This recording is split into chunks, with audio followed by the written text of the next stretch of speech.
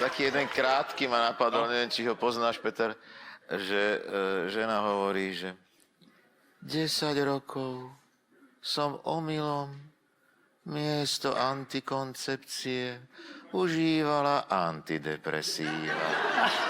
A teraz mám 11 detí a je mi to úplne jedno. Čo, 2 deti, nie? Mám 2. No? Mám 2, Anička teraz trvá na tom, že potrebujeme 3. Fakt? Len není... Jak? A ona A v tej Banskej Štiavnici? Počkaj, to je ďaleko, ale ona... Tam nebolo nič? Ne, nič. Ja toto to som není myslel. ono. To není ono. To není ono. No? To vôbec není ono, ale ona mi teda povedala, že musí existovať nejaká výrabáreň na deti, Aha, keďže ja som ju vyrobila s tatom. áno. A ona si to strašne jednoducho predstavuje, ale ja neviem, ako jej mám vysvetliť, že tie mechanizmy sú... Mechanizmus je jednoduchý.